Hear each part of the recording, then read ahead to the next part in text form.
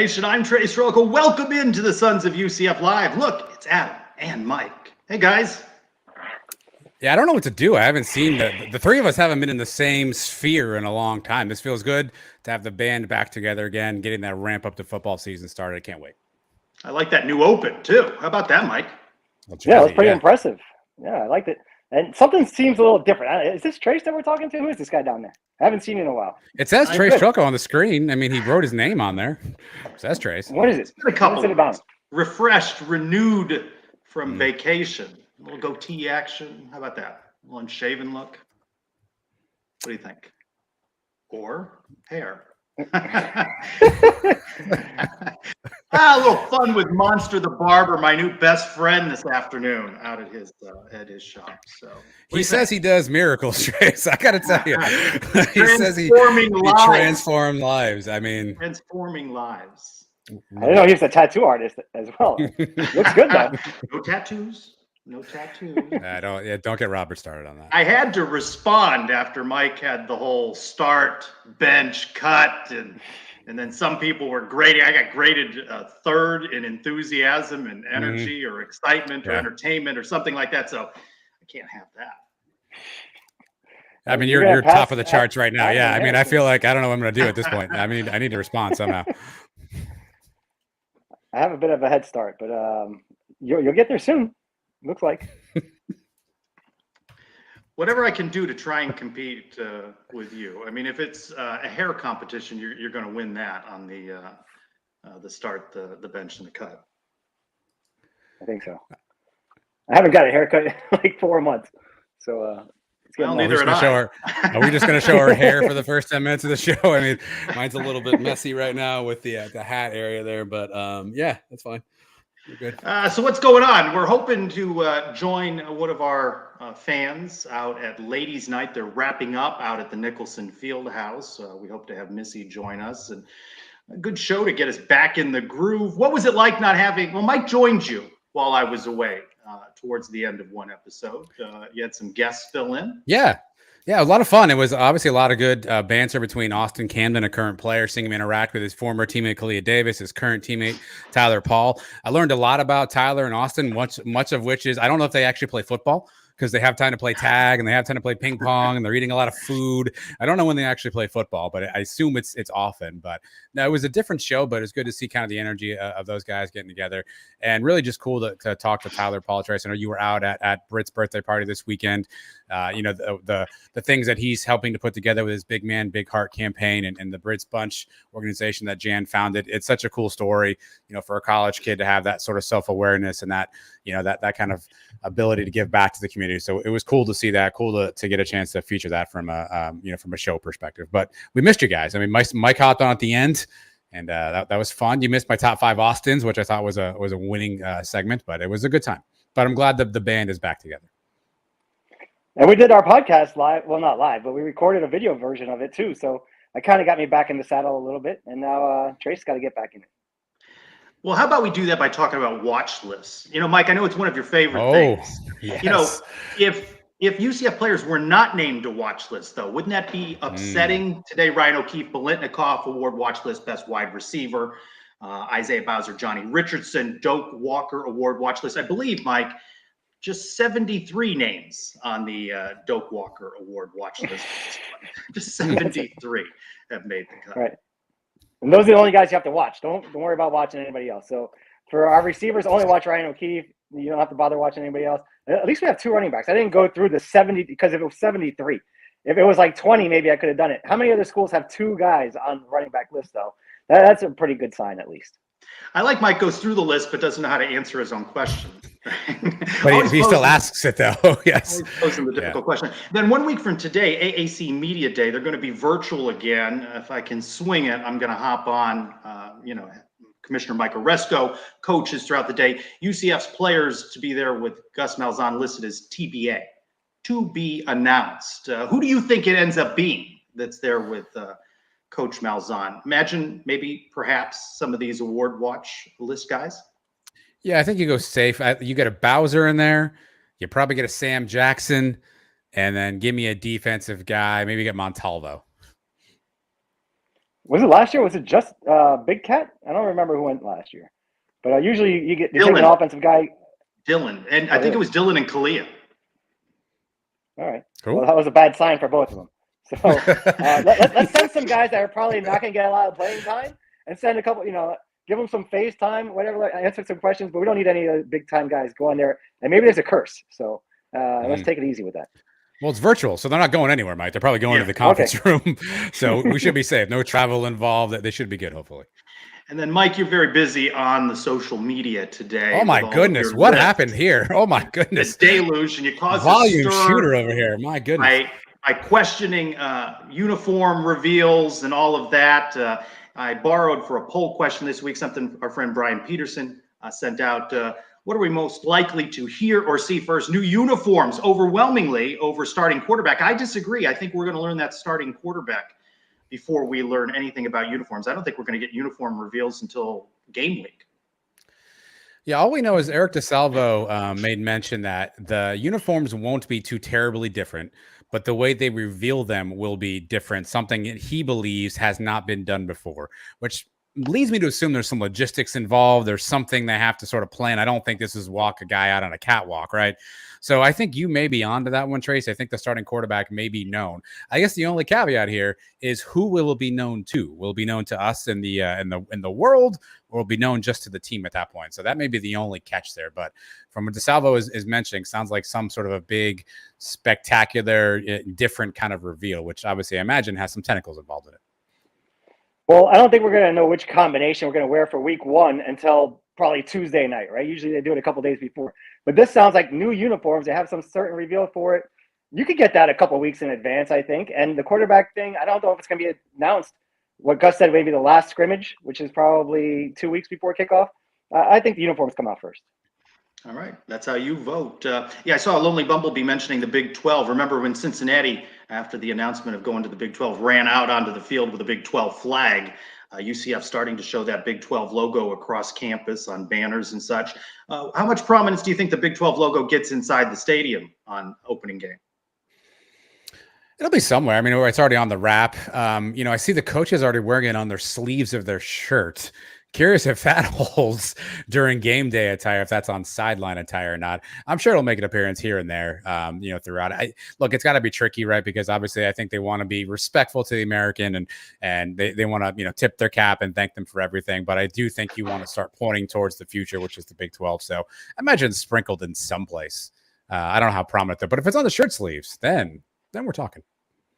No, I don't think it's allowed to be on the uniforms or on the field or anything like that. Maybe you'll see it in the concourse somewhere, like we're coming to the Big 12.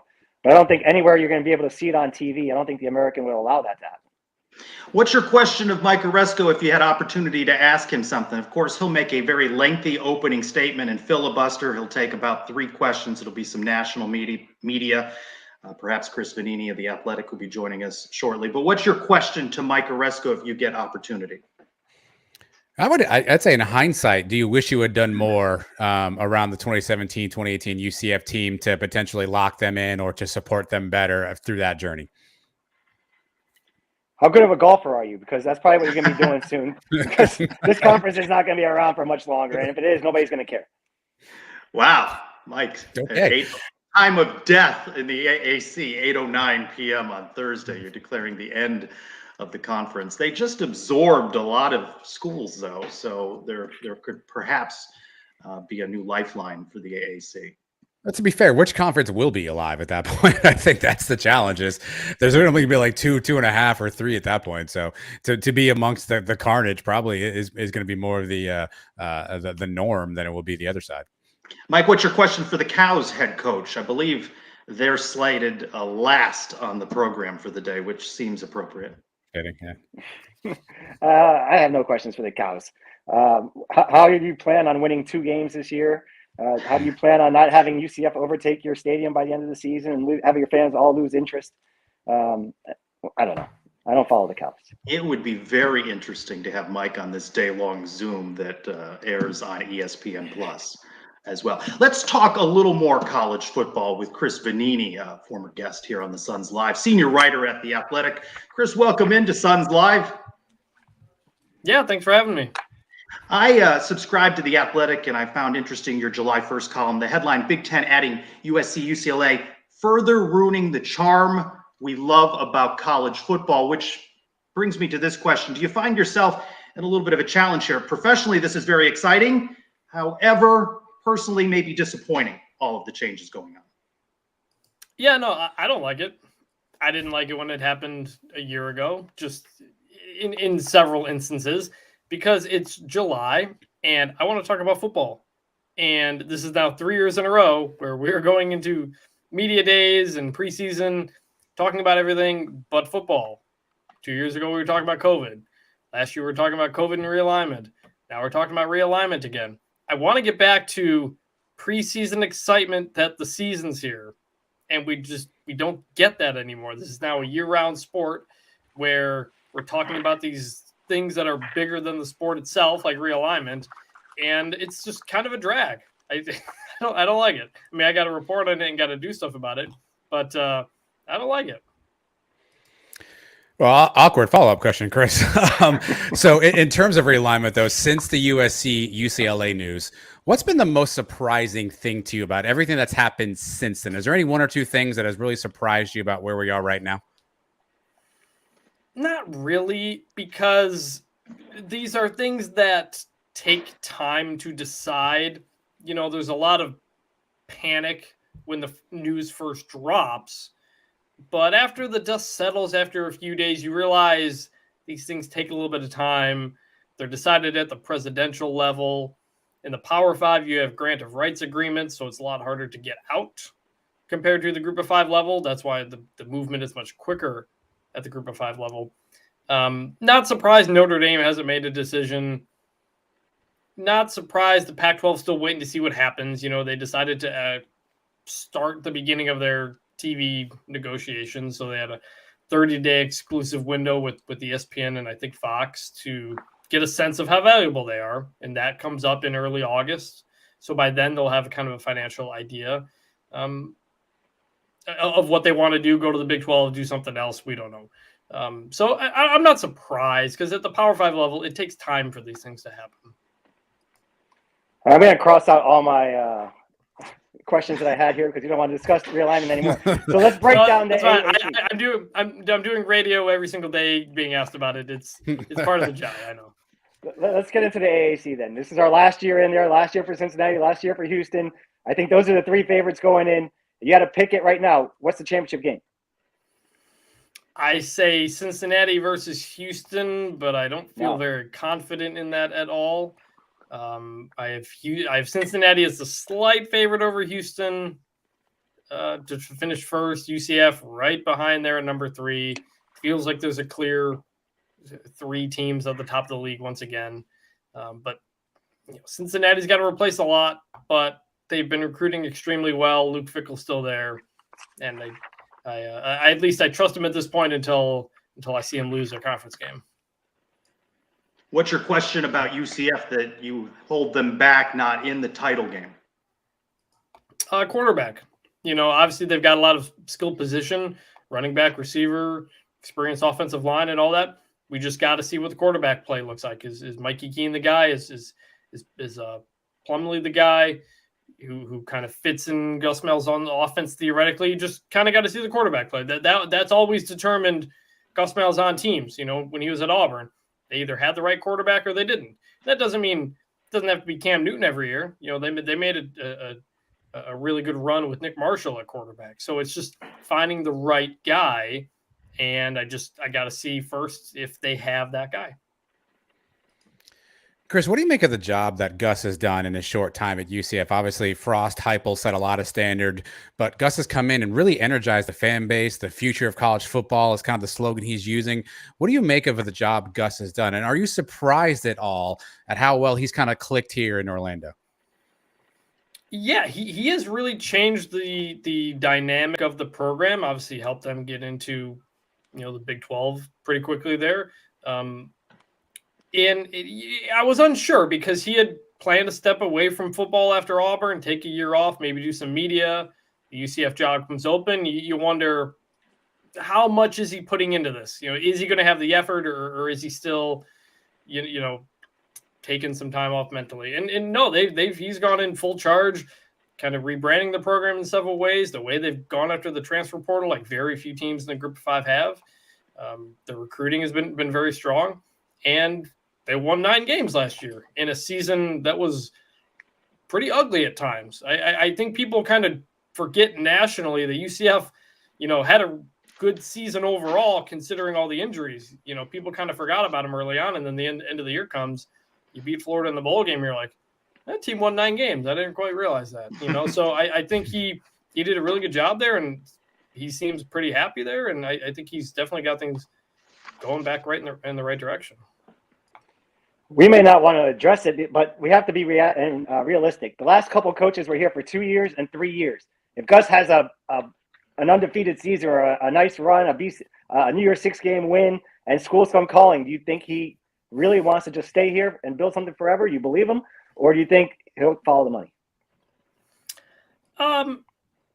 It's hard to say because he's going into the Big 12 now. It's not like you got to say, I got to get out of this conference and find something else. He's going into a pretty good conference. Who knows what it'll look like, but they're going up to the Power 5. There's going to be more money. There's facility plans and stuff like that. And at this stage in his career, his age, maybe he doesn't want to, or maybe he does. So some guys just, you get that SEC itch and you gotta go take it. And it's really hard to say. Scott Frost, he left for Nebraska. If not for Nebraska, he's probably still there, or at least there a couple more years. I think Nebraska was ultimately just the pull home was that. So it's always hard to say, but I do think it's a lot different than Frost and Heupel because, they're moving up into a Power 5 conference. Back to the media days and the talk of college football, ACC media days. Commissioner Jim Phillips with a provocative quote. When you think about where we are right now, we're probably in the gated community as one of 5. Is there still 5 or is it just 2? Well, I think, that kind of gets determined by what the postseason looks like. You used to have BCS versus non-BCS, and you had Power 5, Group of 5. It kind of depends on what that next playoff field looks like. Are there going to be only automatic, or are there going to be automatic bids? Are there only going to be at larges? I don't think we're at a spot where the SEC and Big Ten are going to break off and do their own thing anytime soon. So it technically it's not a Power 2. Financially, with resources, it will be, but you can only do so much with all that money.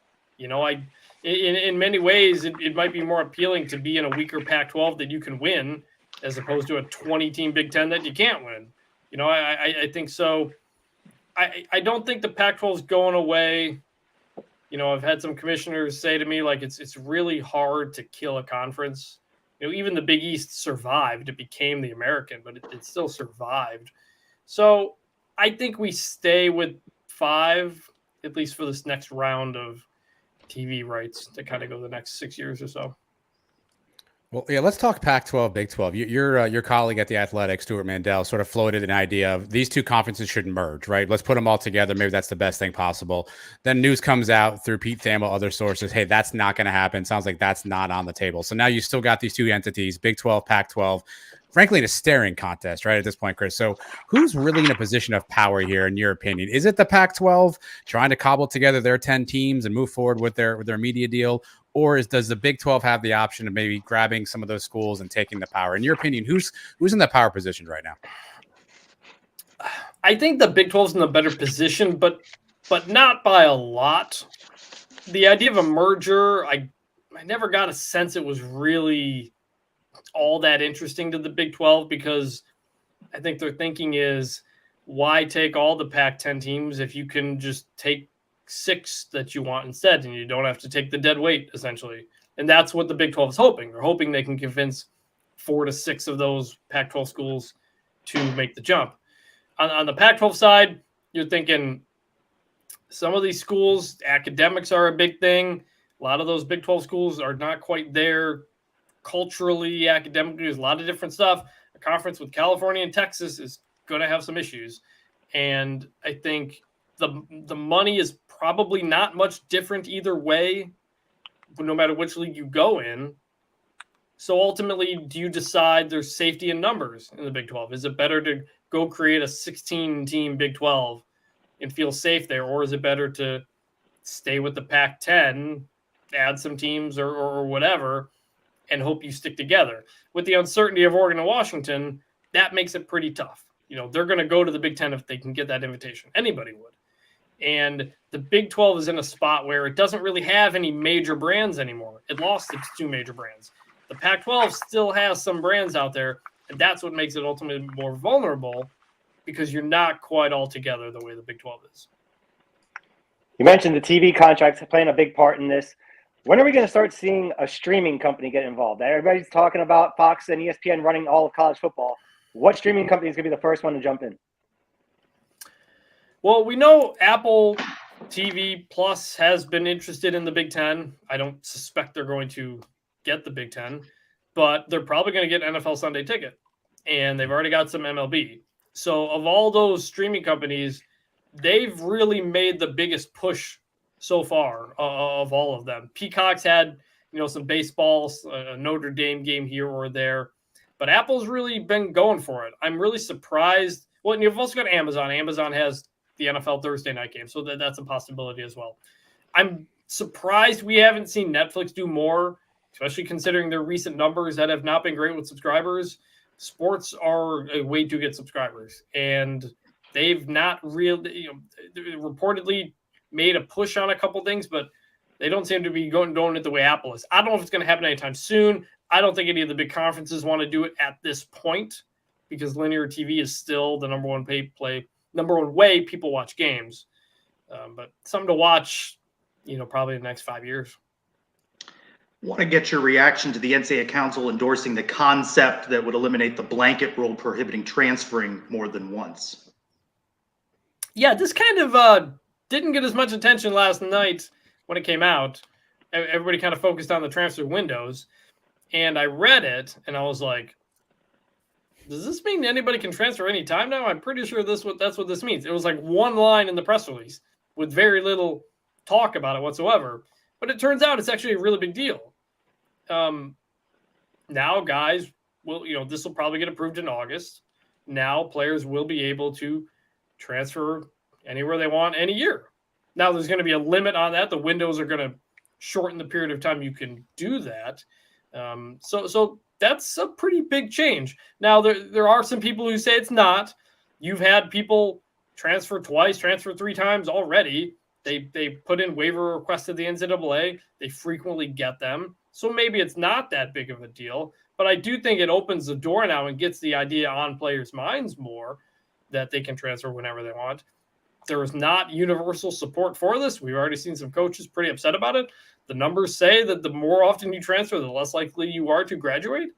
But I think ultimately they felt, if we're going to restrict these windows of transferring, we're going to let players move as much as they want. Something like coaches get to do. Of course, we're about 360, 7 or 8 days removed from the beginning of NIL. So in this past year, how would you sort of assess the impact NIL's really had on college sports, specifically college football? I think initially the sky was falling. What's going to happen? We've seen a lot of numbers floating around, a lot of things happening. In your assessment, they're 1 year in. How much impact has NIL really had? It's had a little bit of effect in recruiting. I think you're seeing, based on some of the numbers that are being thrown out there for certain players or whatnot. But in the end, it's not making that much of a difference. The best players are going to get the best schools, the biggest schools are going to get the best players. It's kind of always the way it was. Now, there are some schools that have the money that end up getting either a transfer or a recruit. Nebraska did a couple of those. Nebraska got a guy a lot of people thought was going to Texas. But ultimately, I don't think in the end it's really changing the dynamic. The same teams are going to be at the top of the recruiting rankings. It was a long time coming. I think we all know that the players needed to be able to make some kind of money off of that. So it's good. There are players who have made money. For some people, it's life-changing. For some people, it's, hey, maybe I don't need to go pro early and be an undrafted free agent. I can stay here for another year, make a little bit of money, and then try it next year when I'm in a better position, get my degree, stuff like that. So you're going to see coaches, administrators complain about it. like they always do, it's not that big of a deal. Kirby Smart was talking about it the other day. I think he was upset that maybe the recruits are getting more than the current players or whatever. The man just signed a 10-year deal contract today where he's going to get $10 million a year. So, like, nobody cares. Nobody cares what the coaches have to say about this stuff. Got 5 coaches making $9.5 million now. Like, come on. What are your early impressions of your Mark as a new commissioner of the Big 12? How do you think he's going to handle this whole situation? He's been upfront and honest about things. You know, he said at media days that they're open for business. They're looking for different things. You know, he didn't hide behind generic statements. He didn't sound like Jim Phillips, the ACC commissioner the other day, who kind of sounded like he was talking from 5 years ago. You know, Yormark seems like a guy who understands it's a changing landscape, but it's also an interesting dynamic now where you've got 3 Power 5 commissioners who come from outside college sports. Kevin Warren came from the NFL. George Kliavkoff came from events in Vegas, and Yormark's coming from the NBA and Rock Nation. So it creates a different spot where Greg Sankey is a lifetime NCAA guy. Jim Phillips was a longtime athletic director. You've got people with different backgrounds, and it makes things like playoff talk even more difficult, I think. So, but he seemed like a guy who understands the challenge and knows this is a serious thing, and he's jumping in, understanding that. Like, he doesn't technically start till August 1st, I think, but talking to him and his people at media days last week, he is all in on doing the Big 12 stuff right now. So he seems to understand the urgency of the moment. Let's end with this. Back to the AAC. Besides Houston, Cincinnati, UCF, what's a team or two that might cause some problems for those top 3 contenders? So I don't think they're going to win the league or anything, but I'm really going to keep my eye on East Carolina, who went 7-5 last year, 5-3 in the league. You know, talking to people on that staff a couple years ago, they had always pointed to 2021 as the year they would make the jump. They were a really young team for a number of years, especially on defense. And the idea was, hey, by 2021, those guys are going to be juniors and seniors. That's when you're going to see the improvement. And they did. You know, they were a solid team last year. Everybody got that COVID year. So Holton Ahlers, the quarterback, is back yet again. And I think that's a team that, again, not going to win the league, but they could spoil some upsets here, especially because I don't think the league is as good at the top as it was last year. I don't think any of these teams are going to make the playoff like Cincinnati did. And so East Carolina could be a team that here or there knocks off 1 or 2 of these teams that really kind of determines the conference title race. And are you looking forward to the USC Rutgers game in football in the future when game day's there in New Jersey? Yeah, that or UCLA, it's even less interesting. I just when that happened, like, and the reason I wrote the column I did is like that threw out any sense of realism out the window. Like, SEC could say Texas, Oklahoma, they're contiguous states. We already have A&M. You know, it fits. You got a giant gap here between Nebraska and California that you have these schools. The idea that this is anything but 100% of business is out the window now. And I think that's why a lot of people were upset. And that's why a lot of people weren't even like excited. Like, I went to Michigan State. Big Ten fans were like not all that thrilled about that news because I think everybody understands, all right, I guess we're going to this new world now. I guess the Rose Bowl isn't going to mean what it did anymore. I guess we're going to have conference games in California. Okay. And the Big Ten is a conference steeped in history. And I think a lot of people were just kind of had apathy toward it. And I think there was a lot of frustration, but apparently that's where college sports is going now. That Rose Bowl picture, though, will still be picturesque. Chris Fini, senior writer at The Athletic, thanks so much for spending some time with us on Suns Live. Yep, no problem, guys. Thanks, Chris. Thanks. As he said, he does interviews all day long. Asked about this a lot, and here we are getting closer to the start of the college football season, and this hubbub is still the talk. It sucks because, you know, when he said that, I was looking at my questions just like Mike. I was like, okay, I got to not ask that. Mike but it's gets like all his questions. But it's like, unfortunately, this is the topic du jour, right? This is what everyone wants to know about and talk about is what's happening in and around college sports. I'd love to have it on the field. I think we're still a couple weeks away from really being able to get into that. But that's the sad reality is, unfortunately, this is kind of where we are. And it sucks. I mean, you can almost I can feel the depression on Chris's face as he's answering these questions, because I think we all feel the same way, which is the sport that we thought we knew doesn't exist the way it did anymore. And you have to come to grips with that at some point. Mike, was he a little more enthusiastic about Cincinnati than I feel like we are? It sounded like it. It sounded like he's been hypnotized for the last couple of years. Hypnotized. They've been good. I mean, they've been doing it with smoke and mirrors, right? I think we've all said that for years. I don't think they were as good as we thought they were, but they've had a solid defense that kept them in every game. Ritter did just enough to win a lot of those games. They're not a bad team. I'm not saying they're bad, but they weren't great. And I think a lot of people are going to, just like a lot of people expected us in 2019 to come in and go undefeated too. And we lost, 3-4 games. So I think the same could happen to them. Well, the whole difference there, Mike, is in 2019, and I get the coaching thing is different, right? They're not losing a coach like we did. But in 2019, it was like, oh, you lost these guys, you lost this, you're knocked down a peg. We're all just like, hey, Cincinnati, yeah, they're going to be back up there.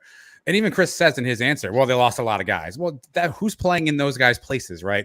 And we seem to just gloss, and not us three, but people seem to gloss over that and just assume they're going to be good because they're Cincinnati. We didn't get that benefit of the doubt back in 18 and 19 when we came back, but somehow Cincy is getting that benefit of the doubt.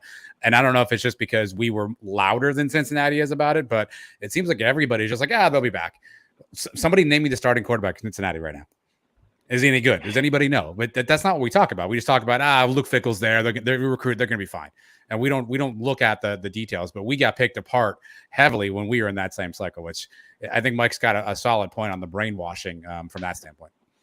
Hypnosis, as I believe he said. Let's change gears and continue now in our Meet the Big 12 series. We've been bringing in guests from our future Big 12 opponents, and we welcome now Jamie Steyer-Johnson, radio analyst, Cyclones women's basketball, covers Iowa State, part of the Cyclone Family podcast. Thanks for being with us on Suns Live. Yeah, hey guys, thanks so much for having me. We had Chris Fini on right now from The Athletic talking about all of the changes in the college sports landscape. How's it playing in Iowa, these changes and what's going on with the Big 12 and the inclusion of UCF and some others in the future Big 12? Yeah, I mean, it's certainly interesting because there's certainly been times where Iowa State has kind of felt like they're on the outside looking in. And so to have some new teams coming in and feel good about that was a good place to be at. And so now you still have kind of more craziness going on with people moving into the Big Ten, stuff like that. But I certainly know a lot of people are really excited about these new additions to the Big 12. I mean, especially UCF. It's just kind of fun to expand your range, the places that you're going to play, kind of enter into a new market a little bit. And so I personally am super excited about it. I'm always happy for more teams, more people to watch. And I know that Cyclone fans are super excited. They're really quite a welcoming bunch. And so just the potential to have new blood and to have more people that you're like, hey, a whole big group of people that it could be their first time in Ames. Like truly, that's the way that Iowa State fans thrive. So it's really exciting. Jimmy, what is the perception of UCF out there in Iowa? Obviously, we haven't played each other a ton in a lot of sports throughout our history, so there's not a lot of commonality there. What's the I guess the feeling about UCF? What do folks think about UCF? What do they know about UCF? Not a lot, like you said, like not a lot of playing, not a lot of history between the two, especially in major sports. So it's kind of one of those things where you're learning, okay, what are we going to have to figure out here? Like, what do we have to watch out for? You know, what sports are we really going to be looking at some really competitive rivalries? Maybe. I will say that it is certainly an interesting spot to be in, just to say, okay, you know, we've got these 4 teams coming in, but there's this one that's kind of out there. Like, it's definitely more of a distance. And so probably the least familiar of any of the new 4. But I know for me, like, obviously with what I do, I certainly follow women's basketball really closely. So ecstatic about the addition of a program like UCF, have really loved watching them. And then, you know that it's someone who you're going to be competitive in a lot of sports. So not a lot of like specifics, but definitely you start Googling, you're like, oh my gosh, okay, how concerned do we have to be? You know, it's certainly not anyone that you're going to look at the schedule and say, these are a lot of easy wins, which, I mean, you don't really want those anyway, right? Good competition's better. So I started Googling myself. I started looking up what there was in Ames, Iowa. Can you tell us, and you just said how welcoming you guys are. If we took a trip up there for a game, what is on the itinerary? Do we have enough to fill up 2-3 days? Yeah, I mean, I'm seeing the comments coming in. Hey, I'm happy that you're excited to get to Ames. It's really interesting. It's like I said, yeah, super welcoming, but there's some food, it's more of an experience. I don't know how many days you're gonna fill. Like your tailgating experience on game day is gonna be amazing. Iowa State has great tailgating. We have a lot of very large lots right around the stadium. And so, you're walking around and people are offering you a beer. Like if you're there for the first time that UCF comes to town and you're wearing UCF gear, it's going to be much more on the friendly side as opposed to the contentious side. So that's super fun. And then, yeah, food in Iowa, you're sold. Absolutely. You can get some real good corn depending on the time of year. You can definitely get, surprisingly, once in a while you can find like a good barbecue spot. There's one pretty close to Ames called Watchlist, and they have great barbecue, but the key is that it's really good local meat. So that's certainly a positive. A lot of people talk about Hickory Park. That's a really popular barbecue place in Ames. Frankly, it doesn't hold a candle to what you're smoking. It's better for the Sundays, if I'm being honest, as opposed to the barbecue. It's where I went growing up for like birthday dinners and stuff, but I haven't been in probably 10 years. It's been a long time, but yeah, it's fun. I mean, there's some things to do around campus. The campus is really pretty. It's nice to be able to kind of get a look around there. There's some really nice botanical gardens actually right by the football stadium. So it's enough to maybe fill like your extra day if you come out for a game, but I wouldn't plan on making like a really long weekend out of it. If I love Ames, but not like a major vacation destination. It is not like Orlando where the world comes to play, apparently. No. What's the craft beer scene like? Do you know anything about that? Good. Yeah. So I actually live outside Des Moines. So I'm about an hour away. Des Moines is about 45 minutes away from Ames. And there's a bunch of really, really great breweries in Des Moines. But even in Ames, there's a couple. There's a place called Torrent is really, really great. There's a winery outside of town. There's another brewery outside of town. So yeah, there's actually several. Iowa has, I think, really gotten into it. Where hasn't gotten into kind of the craft beer scene, I think, but in Iowa, what else is there really to do but sit around and maybe get a good drink or two? So it's really, really flourished. There's a lot of really good ones, and there's a wide range. They've always got something kind of different brewing at these places. So I'm a big fan. What are you expecting from this football program this coming season? It's really hard to say, honestly, because the expectations are kind of right in the middle. There's been some really, really high expectations in past years. There's been some very low expectations for a very long time. And so to be back kind of at a midpoint it's kind of a weird spot to be in. And I don't know. For me personally, I think that there's a lot of unknowns as far as this team goes. There's some really great knowns. You've got some people coming back that have played really great football, that have played really big parts of the team. But obviously, some of your biggest producers in Brock Purdy, in Breece Hall, in, Charlie Kohler, Mike Rowe, like all of them are gone. And so you have just this kind of in between. And a lot of people project Iowa State to go about 6-6.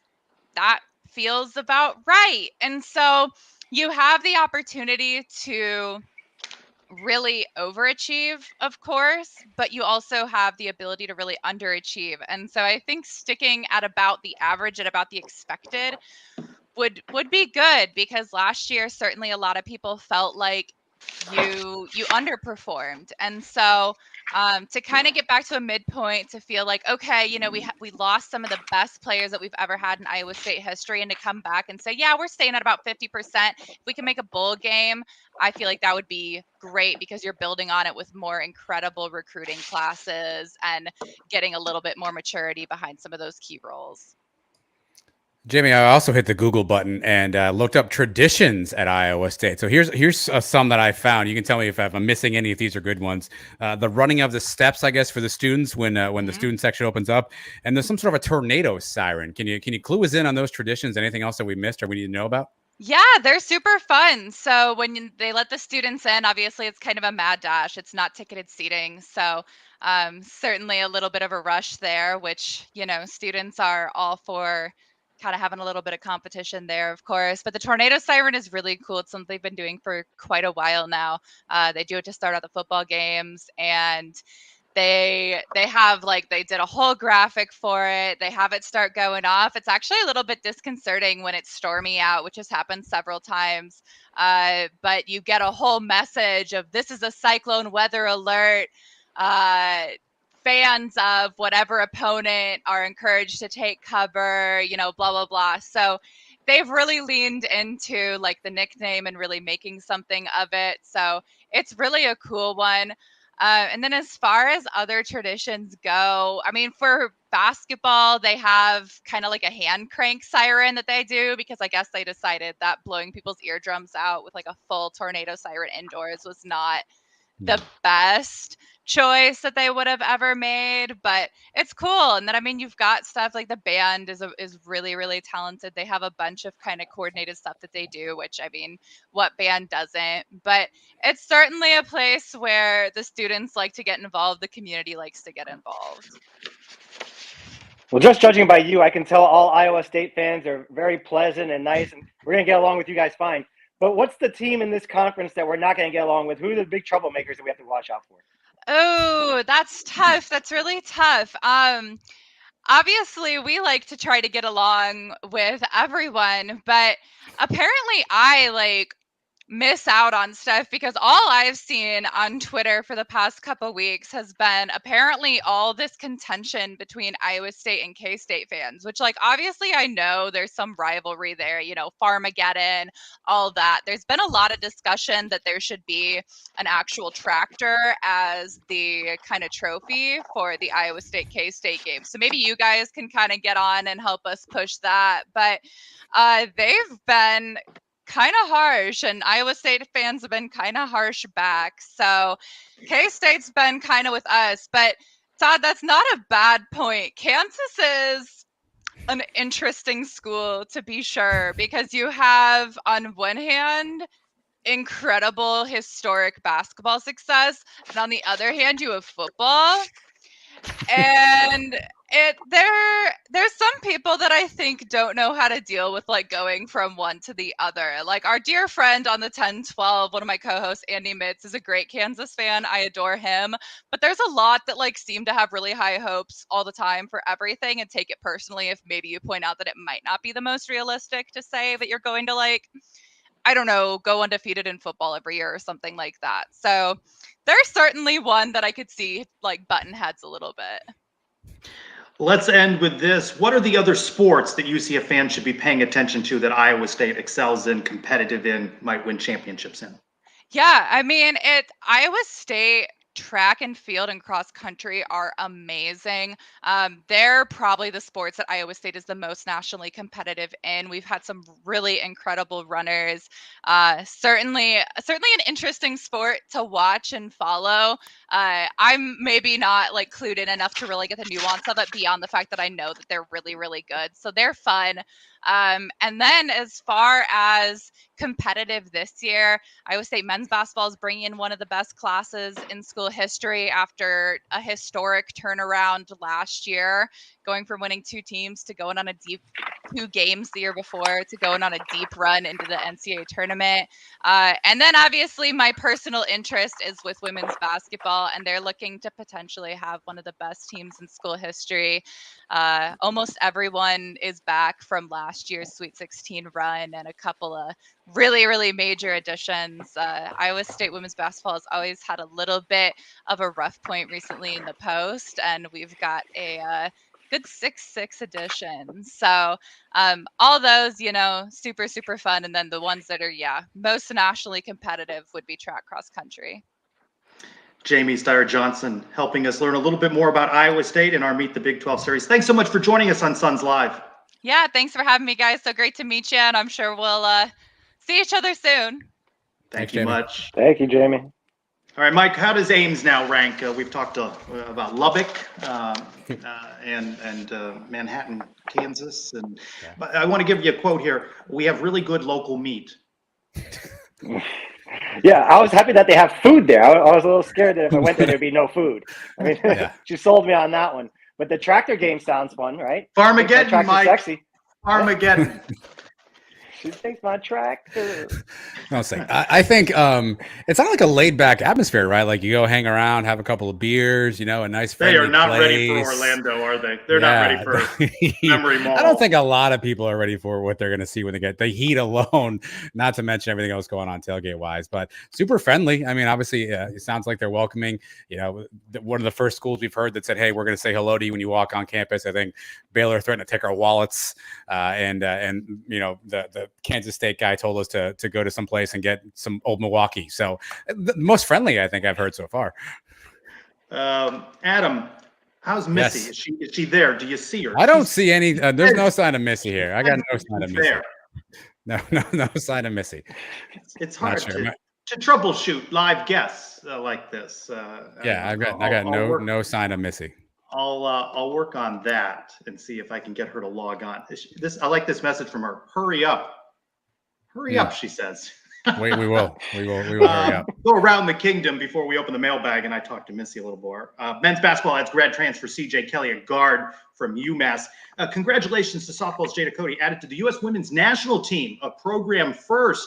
Also, congratulations to Stephanie Best, inducted into the A-Sun Hall of Fame. Of course, all those years with UCF, and the A-Sun Knights Hall of Famer as well. In volleyball, they're pretty good. United States Marine Corps American Volleyball Coaches Association Team Academic Award, 9th year in a row, 12th time in 13 years. I don't know what that 1 year was like. I don't know where there was slack in there that 1 year, but congratulations to them. I'm going to talk to Missy now, try and figure out why she's not on there. Adam, I'm going to turn the mailbag over to you. Oh, geez. Well, Trace, you can listen. I've got a fun upgrade. So you saw the upgrade off the top. We have a new open. It was nicely done. Mike, you were here last week. I have now found a way. I can add sound bites into the live show here. So, some radio shows you do something, something happens, they throw a sound bite in, Mike. So I can throw sound bites, and I have one prepared here just as a kind of a teaser if you want to hear it. Definitely. So imagine Mike says something and, we think it's funny. We just hit this. Last year, I think I said about 30 people in the Sons of UCF group. Let's try to double that. Let's try to get 50. Sound bites now. So we can, anytime something, we can throw sounders in. So, be warned, everybody. I think that could only add value to this show. Everybody wants to hear me say the same things over and over again. That's fair. We can also have our own music now, Trace. I can upload our own music. So last week or 2 weeks ago, rather, we did a bit of an up-tempo sort of hip-hop thing. But I have your favorite music, Trace. Every time we play this music on the show, I know it's something that you very much enjoy, you very much like. But we're not going to get to that because I see Missy now. Oh, there we go. I see her. Well, I actually see the back. Oh, there she is. All right, let's do this live. There she is. There's Missy. Hello, Missy Chandler at UCF Feisty on Twitter. Ladies' Night, able to join us. What is this shaking her head? No, because Christy Malzahn got frustrated that you couldn't log in. Tell us about Ladies' Night. It was another wonderful night. It was Christy Malzahn's second annual Ladies' Night. For the attendance tonight was 448 ladies that made it out. That's got to be a record, right? Yes. So we had wine. We got to go through a whole bunch of drills. We got to have a nice Q&A with Christy and Gus. So if you didn't get to come tonight, make sure that you look for the email somewhere around maybe March or April for next year. So they're going to make it bigger and better, just like they did for us this year. So make it out next year. Missy, did Gus happen to reveal the starting quarterback to you all while he was there? He did not. He did not. He did not. Last year was really interesting because they did high school footage of some quarterbacks, and then we as a group got to vote as to which quarterback we would draft. And once they revealed who the footage was, it was Blake Bortles, it was Cam Newton, it was already quarterbacks that were already in the NFL. So this year was a little bit different. What was your favorite station of the night? I know you got to go on an offensive room, a defensive room. You got to go to take photos, right? You did a whole photo shoot. What was the best part? We did. We did get to take a bunch of photos. The most animated was with offensive with Coach Hurd. So he was giving us a couple drills and having everybody catch the ball and run, and then do a little celebration dance. So that was interesting. You'll have to ask him about how the banter went. He was a little frustrated and blushing because he had many comebacks to my commentary. So it was a little unusual for him. What was your favorite drill? My favorite drill, it would have to be when the defense put on a team building drill, and it was 3 ladies, and you had to sit in a chair and put an Oreo cookie on your forehead and lean back. And then you had to move your face and make all these facial movements to move the Oreo from your forehead into your mouth. If it fell on the ground, you had to start over. And one of the first persons to actually make that happen was our girl Britt. So Really? So look for some video on her and blush. And the excitement that ensued afterwards. It was fantastic. Missy, Christy Malzahn seems like the nicest human on earth. How cool is it to get a chance to hang around with Christy Malzahn and see how much she enjoys being a part of UCF? She loves being a football coach, a football coach's wife, excuse me. And she loves being here, and she embraces those players. They talk about, being, UCF family. It's not just a tagline. It is true around here. A lot of the players that were here tonight said, what made them choose UCF, and it was the fact that they felt that family feel the moment they came before they even had made that commitment. So it was really nice to hear that. But she's an amazing woman, and she's got a lot to give to UCF, and I'm excited to see what she brings. I see Robert's comment there on the bottom, and I kind of have to agree. Can you reenact your celebration dance that you had there earlier today? No, I cannot do that. I appreciate Robert. You can, you just don't want to. Yes, that's exactly right. So you joined. Christy Malzahn is launching her own podcast. Who isn't? You'll launch one right after the show. You'll do one. Oh, no, she is launching her own podcast for coaches' wives. And she gave us a little tidbit of, the things that you hear on the news, the things that you hear on ESPN that go around on coaches. And she wants to go back and get the wives' version of that story. So I think everybody would be interested to hear what goes on behind the scenes. Missy Chandler at UCF Feisty on Twitter breaking a little news that Christy Malzahn entering the oh-so-crowded podcast game. Missy, we thank you for joining us from Ladies' Night out at UCF, and glad you and all 448 ladies had a good time out there tonight. Thank you, Yes. Missy. All right, see you. Go Knights. Thank you for having us. Charge on. Thank you.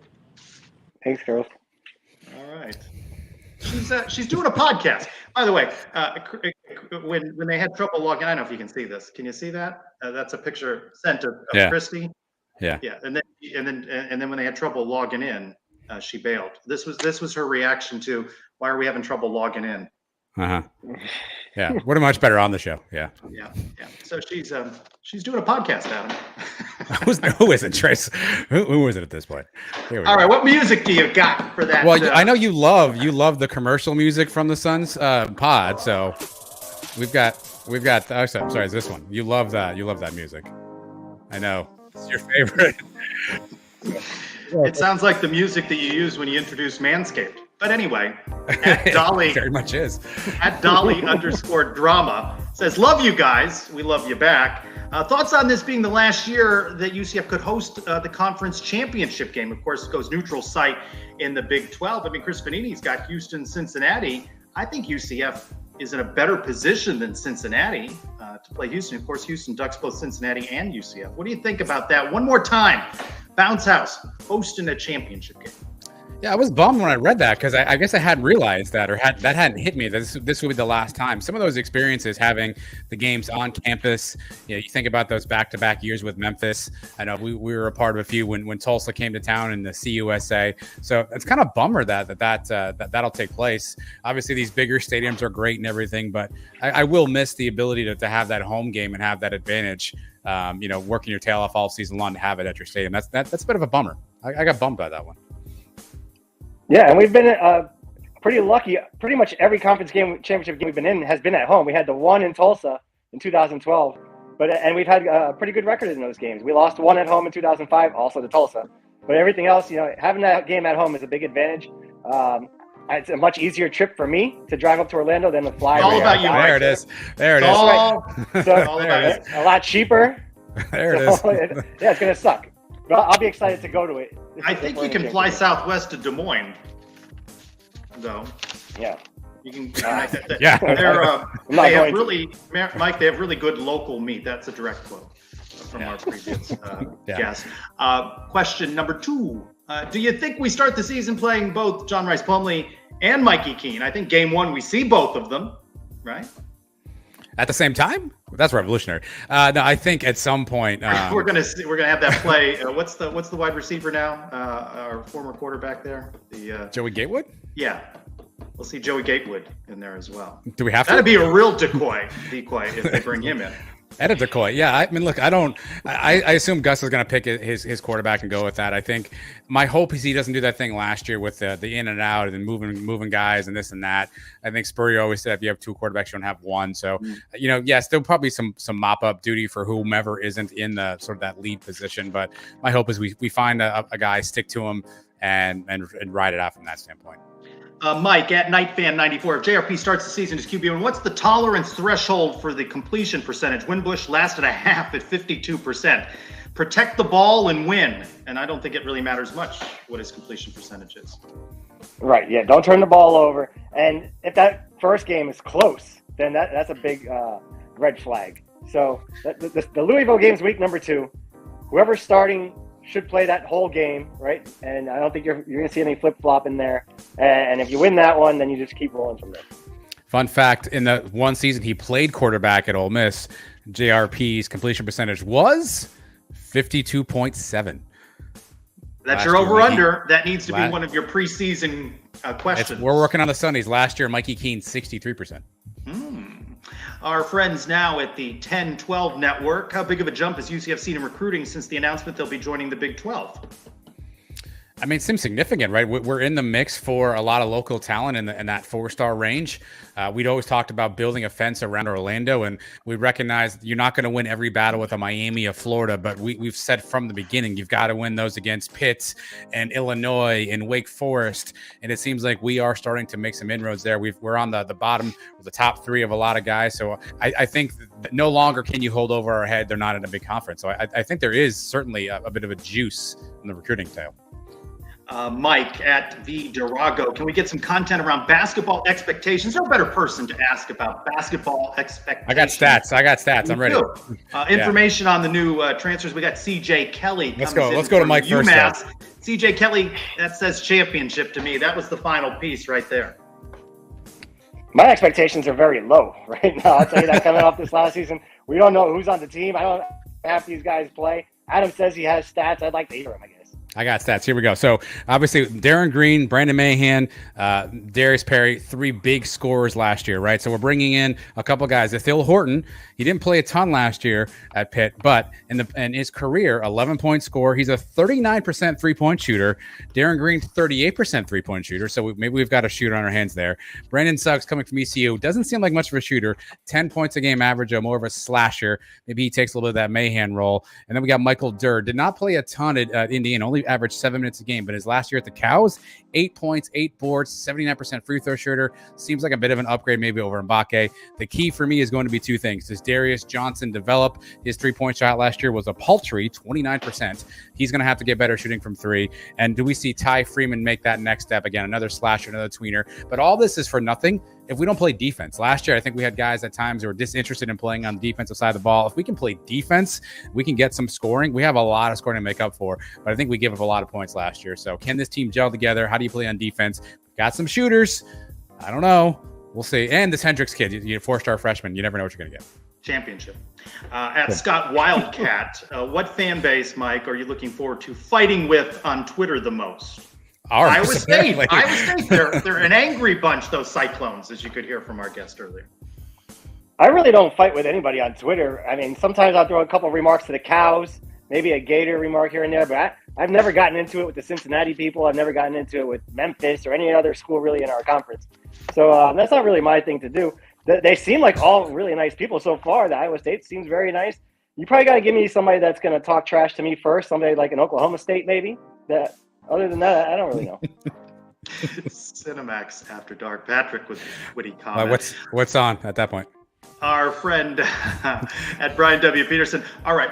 First year, Big 12, 2023. Overall combined athletic sports teams, do they go 500 or better? They win more games than they lose overall. And UCF's had a good run of this. Most sports have been 500 or better. Just a blip here or there the last couple of years. Take the over, but barely. We're talking. I mean, I think the basketball is going to take the lumps and drag down the other ones. Take the over, but barely. I mean, we're counting out of conference games here because we could still pad our stats there. We could have a winning record in basketball, but losing record in conference. Does that still count? Sure. All right, then we'll be over 500. We'll end with this one from @ClonesJER. Why is Gatorland actually the best Florida theme park? No information. Never been to Gatorland. I had to Google it. Gatorland? Is that up by you, Adam? Gatorland? I have no idea. I think it's in Orlando. I Googled it. What's by you? Marineland. Marineland is by you. Is it? I don't know. Yeah. I don't know either. I Googled it, like $36 to get in. It looks like you see some gators. Doesn't appear to be any rides. I saw there was a trolley or a tram you could take. What's their meat situation like? You might be it. That's the problem at Gatorland. Dude, Mike, have you been to Gatorland? Running away from the alligator. No, I've never been to Gatorland. The only time my only experience with Gatorland, one time somebody mentioned it to me. Hey, have you been to Gatorland? And the next day my phone was popping up with all advertisements for Gatorland. That's how I know my phone's listening to me because I never Googled it myself. Gotcha. All right. We welcome everyone back to Adam, Mike, and I being here at the same time. This episode 77 of Suns Live. Chris Vanini of The Athletic breaking down college football landscape. Our Meet the Big 12 series continuing with the Iowa State guest. We're going to continue that the weeks ahead as we get closer to the start of the season. We'll know some more about those Big 12 teams. Mike, so far, which is your road game destination? Have you determined that based on our guests so far? Whoa, hold on. Actually, I need Mike, I don't know if you're prepared for this. I'm sorry. If you listen to the Suns podcast at the very end, Mike revealed he was missing a Zoom call that held his fate in terms of some of his away game scheduling. We did not get it. I don't know if you're prepared, Mike, if you can give us any update on the Zoom call and where that leaves you currently. Things are not looking great right now. One person already bought their flight tickets yesterday, and my wife is kind of looking at me like, when are we going to buy ours? I guess where I'm going. Last I heard. What's the price point now on those flights? You see, when it went low, you didn't jump on, and then they jumped high. I know. Well, we switched cities now, so the city we're heading to now is actually at the price that the other one originally was, $230 a flight round trip. Oh, you got to jump on $230 a flight. You can't get to Des Moines for $230. And I'm never going to Des Moines. You're right. You can't. I'm never going to any of the cities that we've talked to so far. I don't know. Maybe hopefully we're adding Arizona and Colorado to the conference because I'll go to those. So the ones that go further west, you begin to get a little more interested. Well, the ones that have more to do than just eat food, I guess, or something to see, something to entertain me for a little bit. Did you not hear about like Tractor Palooza, Mike? Did you not hear about that? Farmageddon. Whatever, yeah. Yeah, I'm never going to Ames, Iowa. Not even by mistake. None of those cities tempt me at all. By the way, Brian Peterson, you're not helping yourself. You look like a warranty salesman in this picture of you. You're not helping yourself convince me you're not trying to upgrade my car warranty. I'm just telling you that right now. So let's see, Mike, you're sporting the new Suns logoed hat. Adam, is that the new Suns logoed shirt right there? Yeah. That's a lot of interest in this swag. I think you went down a dark JP Gilbert route with the Canaveral blue look, but yeah, not my favorite. Not my my favorite. Yeah. We wasted money sending Trace a hat. He's never going to wear a hat again with that hair. Never again. Never.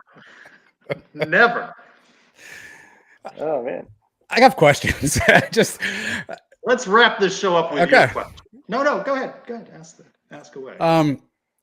What did you when you went to Monster the Barber, by the way, good friend of the show. You went to Monster good guy. And you sat in the chair and you said what to him? Give me the trace. That's what we're calling it now. You can go in and Okay. get it yourself. I thought they were taking hair off when you go to the barber. It seems they put hair on when you went. How did that happen? I was disoriented being in a barber shop. It'd been a while. Questions? Anything else? No. Let's play the music again. The Cinemax music. Why not? I like the open though. Good job on the open. That was exciting stuff. And I like the. Can you play that audio drop again with Mike counting, just so we can end the show with that? Last year I think I said about 30 people in the UCF group. Let's try to double that. Let's try to get 50. Last year I think I said about 30 people. Do you have the one where you bleeped them out? Let's try to double that. Let's try to get 50. Last year it's on a loop. Said about 30 people just keep it. Let's try to just keep it going. Yes, I have that for sure. Yeah, I have to go back and find all these things. I didn't realize this until earlier this afternoon that I had that capability here. So this is season 3, if you think about this, of the Sons of UCF Live, I think, right? So new isn't like season 3, right? Isn't this the third? No, did I miss a season? Did I add one in? Where are we at here? We kicked off in January of 21. So I don't know. We did the pregame in 20. We did the pregame 20 stuff. It was pre that. So new season, I get new upgrades. That's all. Okay, I'm with you. I'm fine with it. I'm just looking forward to the drop of Trace talking about the good meat that's there in Iowa, because he said that like 4 times. So you gotta cut that one out. It's fair. No, that's coming back. Last year I think I said about 30 people in the UCF group. Let's try to double that. Let's try to get 50. Last this is exactly played why. It for another half a second. I also said 60, but I don't remember. I don't recall. That would be less fun. See, this is why you can't bench or cut any one of this. You need all 3 of us to combine. Somehow we all got benched and cut. So I don't know how true that really is. We all got benched and cut. Let's play it though with the other shows. By the way, Christy Malzahn, welcome to the podcast space. All right, for Adam and Mike, I'm Trey Strelka. It's been a hair-raising show, everybody. He's been holding on to that line all day. Wow. Go Knights! Go